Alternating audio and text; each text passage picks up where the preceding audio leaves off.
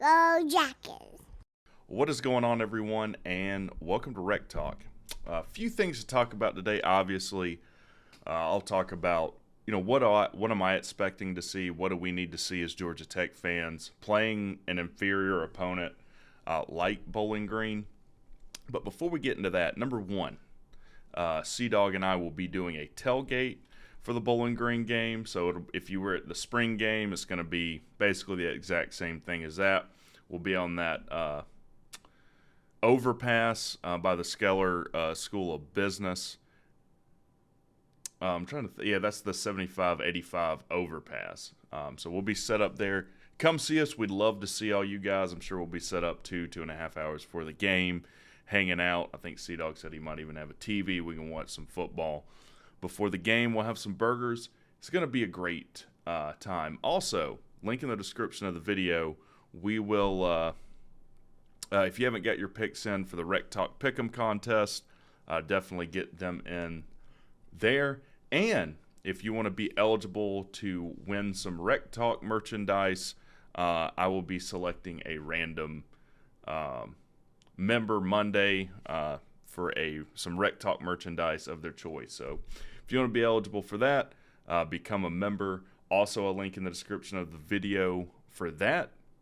And you get some really cool videos that aren't on the main channel. I feel like there was one other thing I wanted to talk about, but I can't remember.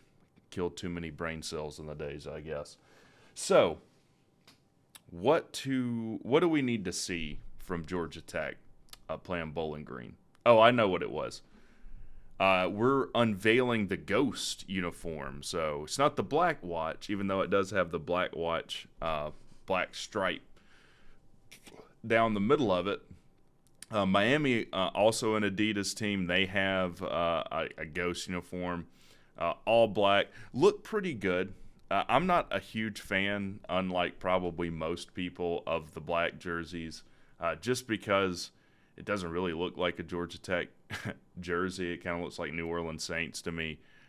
Either way, and I guess they glow in the dark, which seems kind of useless to me. Like, number one, it's a 3:30 kick, and even if it weren't, if it was a night game, I mean, there's lights illuminating the field. Maybe they do a spot where the lights flash and you see this glow in the dark thing. It just seems like a lot of pageantry to me. Anyways, what do we need to see going in to this game Saturday? Number one, I would like to see us, and it hasn't happened yet, even against South Carolina State, Georgia Tech play a complete, solid football game for 4 quarters on both sides of the football. It's no secret. I did a video about it. We tend to come out flat in the third quarter of games specifically. You've heard me say we've been outscored now, minus South Carolina State, 30-7 in the third quarter. But even against South Carolina State, we really played a complete game offensively, but did not look great defensively. They were able to run on us kind of at will, and even going into the half of that game, they marched right down the field throwing the ball. Now, I have looked at a little bit of Bowling Green on TV.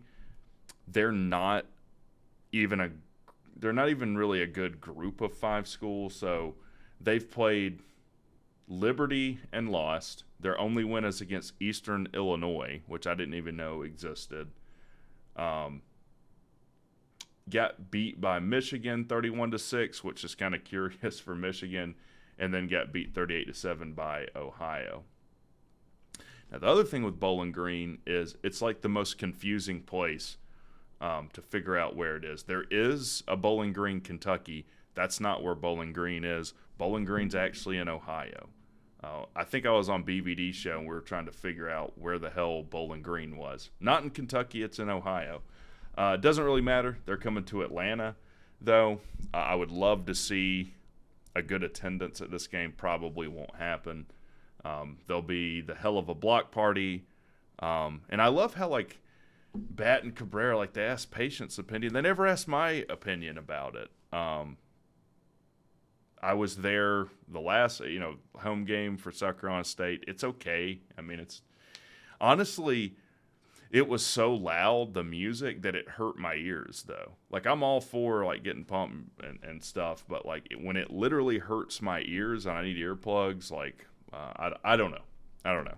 It's okay, I guess. It doesn't seem to be that much different than what we already had, minus, like, live music, to be honest with you. Now, talking about Bowling Green, they're 100 plus in every stat ranking you'd want to look at, offensively and defensively. Their quarterback is not that great. He makes decent decisions. I'll give him that. As far as velocity, arm strength, our secondary should be able to have a very good day. I would love to see us get pressure. I expect to see a lot of turnovers in this game, particularly in interceptions. The one high spot of their team, and I don't even think he's their number one running back, number 4 for them, their running back looks really good to me. But like I said, I just want to see a consistent 4 quarters. Can we dominate a team like Bowling Green like we should be able to? And that means I would like to see a lot of kids get to play. Now, in the press conference yesterday, he talked about a few things. He talked about changing up practice. And you guys tell me in the comments, I couldn't 100% pin down exactly what he was trying to say with the practice changes. From what I can gather, you kind of have an intense Tuesday, Wednesday, and then you crank it down to Friday. That's like your least intense, and then you have the game. And he didn't really like that. So from what I can gather, Friday is going to be more intense. It kind of seems like he's going to flip that a little more, which makes sense. Like, as far as just emotions and mindset, I guess it makes more sense to have a more intense practice closer to the game, right? As far as injuries, Chase Lane again will be emergency only. Jordan Williams, which is kind of killer. Sounds like he's going to be he won't be available till after the bye week, so sounds like Boston College. I kind of suspect the same with Chase Lane, though it would be great to have him against Miami. Dominique Blaylock, I think, will be back. I think he said he's full go. But Ja'Kiah Leftwich looked really good. And to me, that's the most impressive thing about this team from last year to this year is the offensive line play. The offensive line play has been fantastic this year. I think Haynes King has been sacked once or twice. When I saw a stat on Twitter, we're tied for first as far as grading out as an entire offensive line.